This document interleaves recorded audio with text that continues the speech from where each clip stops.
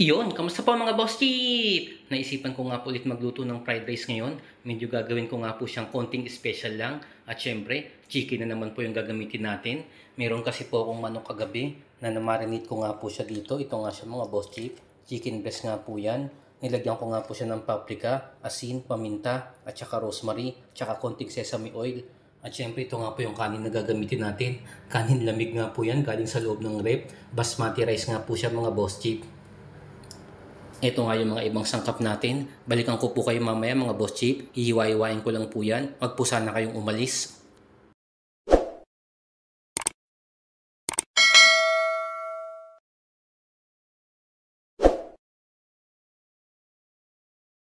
Iyon mga boss chip! Ito na nga po, nagbabalik na nga po tayo. Kakatapos ko nga lang po hiwa-hiwain at ayusin itong mga gagamitin natin sa paggawa natin ng ating chicken fried rice. Ito na nga po sila mga boss chip. Ipapakilala ko na nga po sila sa inyo isa-isa. Gagamit nga po tayo dito ng bawang, sibuyas, spring onion o yung dahon po ng sibuyas, broccoli, tapos repolyo, carrots, green peas, tapos dalawang itlog. At ito na nga po yung manok natin mga boss chip. Hiniwa-hiwa ko nga siya, malalaki po yung hiwa ko kasi talagang parang all in one na po kasi siya, ulam at kanin, kasama na rin po yung gulay at yung basmati rice natin na malamig. Ito nga po yung mga pampalasa natin, toyo, paminta at saka asin. Ito na mga boss chip, magsimula na nga po tayo. Nagpainit na nga po ako ng paglulutuan natin. Nilagyan ko na nga rin po ng mantika. So ito na nga po yung itlog natin. Ilalagay ko na sa mga boss chip. Yan.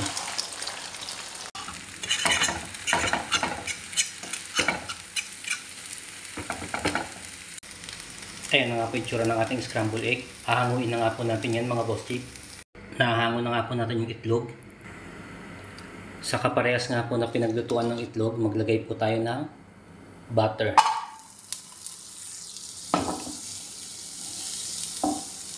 Yan, tunawin lang po natin. Nagsalang nga din po ako dito ng tubig. Pakukuluan ko nga po siya para po sa broccoli mga boss chip. Ibablance ko nga po siya sandali po. Yan, pag tunaw na po yung butter, ilagay na po yung carrot. Sama na po yung green peas. Kapag ganyan na nga po yung tubig mga boss chip, nagbabubbles na nga po siya. Ilalagay ko na nga po yung broccoli. Ayan, then lagay ko na nga po yung spring onion. Ayan. Nagtira lang po ako ng konti para mamaya sa pang-garnish natin sa kanin. Then pinatay ko na nga po yung apoy na itong broccoli. Maya-maya lang po hahanguin ko na siya mga boss chip. Ayan, dinrain ko na nga po yung tubig ng broccoli mga boss chip. Ilalagay ko na nga po siya dito. Ayan. Sabay na rin po yung repolyo.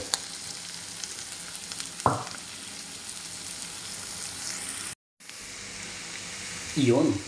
Tignan niyo po mga boss chip, ang ganda po tignan, no? Kapag kaganyan, green na green yung kakainin mo. Hindi na po natin patatagalin to kasi na-blanch na natin yung broccoli. And then yung repolyo, ayoko po siyang malata.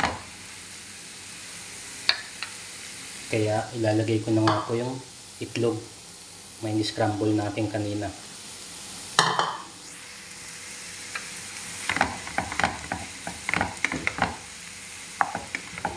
Yan.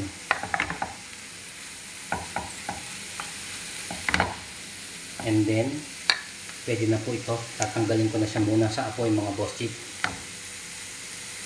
Ito na nga po mga boss chip. Nahango ko na nga siya.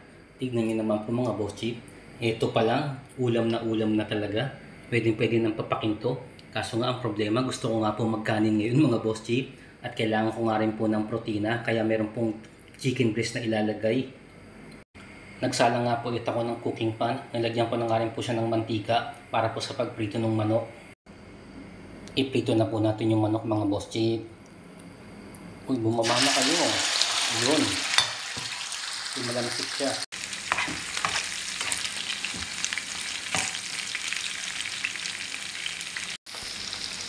Ready na nga po itong manok mga boss chief. Hahanguin ko na nga po siya. Nahango ko na nga po yung manok mga boss chief. Nagsalang na nga tayo ng paglulutuan ng ating kanin mga boss chief. Nilagyan ko na nga po siya ng konting mantika. Kaya mag-isa na nga po tayo ng sibuyas.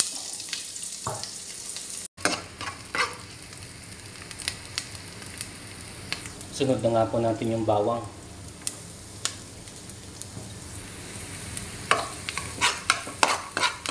Yan, pag medyo golden brown na nga po yung bawang, ilagay na po natin yung kanin.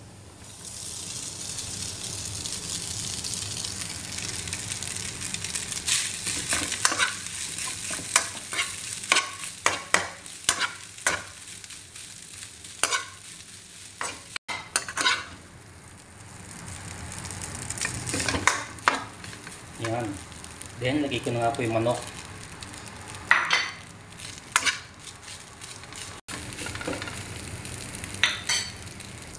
Pati yung gulay, ilagay na rin natin mga boss chief. Yan.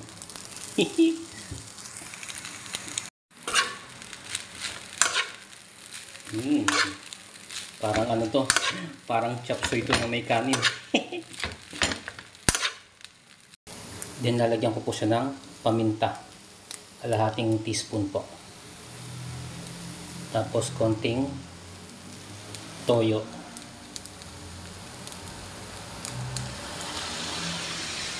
Yun. Mamaya ako nalalagyan ng asin mga boss chief.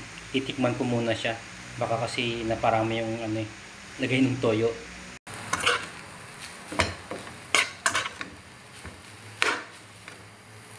Yun. Ready to serve na nga ito mga boss chief. Ito na siya. Gutom na ako. Sulit na naman po yung aking kakainin ngayon. Bawi na naman po yung pagod galing sa trabaho mga boss chief.